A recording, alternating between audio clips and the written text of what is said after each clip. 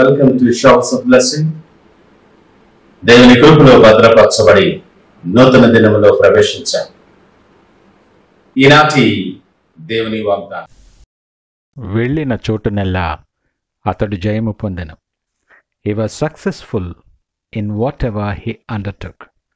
2వ రాజుల గ్రంథం 18వ అధ్యాయం 7వ వచనం. Praise God. ఈ నూతన దినములు దేవుడు మీ కొరకు సిద్ధపరచిన ప్రతి దీవెన ఆకాశపు వాకిళ్ళు విప్పి మీ మీద కృమరించునుగాక. మరి ఒక నూతన దినాన్ని ఆరంభిస్తున్న నేపథ్యములో ప్రేమ కలిగిన వాగ్దానము ద్వారా దేవుడు మనల్ని దర్శిస్తూ ఉన్నాడు. మన అనుదిన జీవితములో మన ప్రయాస, మన ప్రణాళికలు సమస్తము కూడా విజయము పొందాలని ముందుకి కొనసాగుతాం. విజయం అంటే ఎవరికి ఇష్టం ఉండదు చెప్పండి? మన ఇంటిలో, మన పనిచేసే స్థలములో ప్రతి చోట మనకి విజయం పొందాలని మనం ఇష్టపడతాం. ప్రతి ఒక్కరూ ఇష్టపడేది అదే. ఆ విజయము పొందుట కొరకు ఒక రకమైన క్రమశిక్షణ అలవర్చుకుంటాం, ప్రణాళికను సిద్ధం చేసుకుంటాం. ఇంకేవో మొత్తానికి మన దారిలో మన ప్రతి పనిలో జయము పొందాలని ఆకాంక్ష కలిగిన వరముగా ఉంటాం. ఈ గ్రంథంలో హిజ్కియా అనే ఒక రాజు ఉన్నారు. అతడు యవనస్తుడే. అతనికి ఒక గొప్ప రికార్డు ఉంది.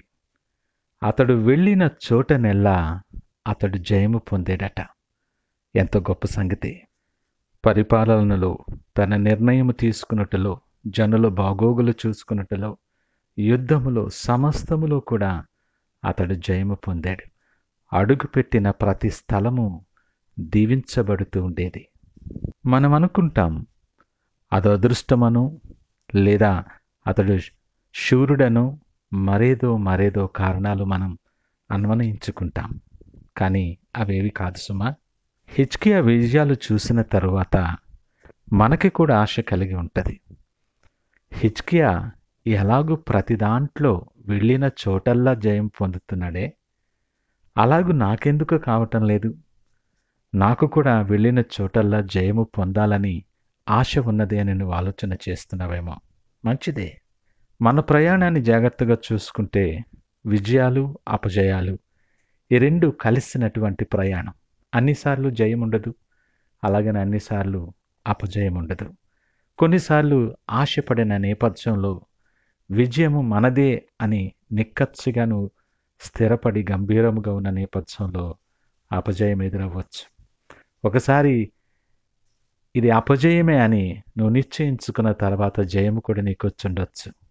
జయాపజయాలు నీ చేతిలో లేవని నీకు ఈ పాటికి అర్థమై ఉండొచ్చు. మనలాంటి మనుష్యుడే కదా హిజ్కియా కూడా. ఆయనకి ఎలాగూ సాధ్యం. అతని క్రమశిక్షణ ఏంటో, అతను చేసిన విధానం ఏంటో మనకు అర్థమైతే, మనము అలాగున ఆ మార్గంలో నడవగలిగితే మనము వెళ్ళు చోట కూడా విజయము పొందగలం. చూద్దాం హిజ్కియా ఎలాగూ చేశాడో. ఆ ముందు వచనాల్లో రాస్తాడు, అతడు యెహోవాను హత్తుకొని ఆయనను వెంబడించుటలో వెనుదీయక ఉన్నాడంట. అతడు ఒంటరిగా లేడు. దేవుణ్ణి హత్తుకొని, ప్రతిదినం దేవుని హత్తుకొని ఉన్నాడు. అతన్ని వెంబడించటం నిత్యము వెంబడించాడు. మనలాగా మన బలహీనతల చేత, మనకున్న బిజీ లైఫ్ చేత మనకు వీలైతే వెంబడించగలం, వీలు దొరికితే వెంబడిస్తాం. ఇదే తేడా. హిజ్కియా రాజయ్యుండి కూడా ఆయనను వెంబడించుటలో వెనకడుగు వేయలేదు. ప్రతి పరిస్థితికి చాలిన దేవుడని ఎరిగి ఆయనను హత్తుకొని జీవించాడు ఆయన. ఎన్ని పరిస్థితులు ఎదురైనా, ఎన్ని ఆటంకాలు వచ్చినా, ఎన్ని బలహీనతలు ఆయన మార్గంలో ఎదురైనా, శత్రువు పోరాటము చేయవలసి వచ్చినా, ఎలాంటి నేపథ్యం అయినా సరే ఆయన దేవుని హత్తుకొనటం మానలేదు. ఆయనను వెంబడించుటలో వెనకడుగు కూడా వేయలేదు. అంత మాత్రమే కాదు సుమా, ఆయన ఆజ్ఞలను గైకొనుట కూడా తప్పిపోలేదు. ఈ 3 ప్రాముఖ్యమైన విషయాలు ఎంతో క్రమశిక్షణ కలిగిన వానిగా ఉన్నాడు హిజ్కియా.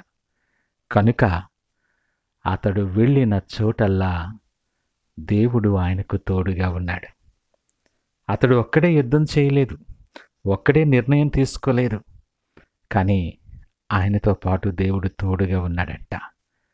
కాబట్టి అతడు వెళ్ళిన చోటల్లా జయము పొందాడు. ఈ మాటలు వింటున్న ప్రియ దేవుని జనాంగమా, నీవు కూడా వెళ్ళిన స్థలములో జయము పొందాలంటే అది ఏదైనా సరే, నీ విద్య, ఉద్యోగం, ఇంటిలో, నీ ప్రయాణములో ఏదైనా సరే విజయము పొందాలి అనుకుంటే హిజ్కియా వలె మన జీవితాన్ని మార్చుకోగలమా? యెహోవాని హత్తుకొని జీవించాలి. ఆయనను వెంబడించుటలో వెనుకడుగు వేయక ఆయన ఆజ్ఞాపించిన ఆజ్ఞలను గైకొనగలిగితే యెహోవా నీకు తోడుగా ఉంటాడు. ఆయన నీకు తోడుగా ఉంటే నీవు వెళ్ళిన చోటల్లా జయము నీదే. ఆ ప్రకారముగా మనము సిద్ధపడటానికి ఈ నూతన దినము మరి యొక్క అవకాశం ఆయన వైపు చూస్తూ నిశ్చయత కలిగి విశ్వాసముతో ఆయన సన్నిధిలో ప్రార్థిస్తూ ఈ దినాన్ని ఆరంభిద్దామా? ప్రార్థించుకుందాం. పరిశుద్ధుడు, ప్రేమ నమ్మకమైన మా యేసయ్య స్తోత్రాలు. అనేక సార్లు విజయానికి ఎదురు చూసి అపజయము పొందినప్పుడు నిరాశ నిస్పృహలలో కృంగినటువంటి మాతో సూటిగా మాట్లాడారు. హిజ్కియా జీవితము ద్వారా మేము ఎలాగూ విజయము పొందుకోగలమో మాకు బోధించారు. ఆ ప్రకారముగా మేము కూడా ప్రతి పరిస్థితికి చాలిన వాడవైన మిమ్ములను హత్తుకొని వెంబడించుటలో వెనుదీయక నీ ఆజ్ఞలను గైకొని నీకు ఇష్టమైన బిడ్డలుగా జయము పొందటానికి సహాయం దయచేయమని సకల మహిమ, ఘనత, ప్రభావాలు మీకే ఆరోపిస్తూ యేసు పరిశుద్ధ నామమున అడుగుచున్నాం తండ్రి. ఆమేన్. God bless you.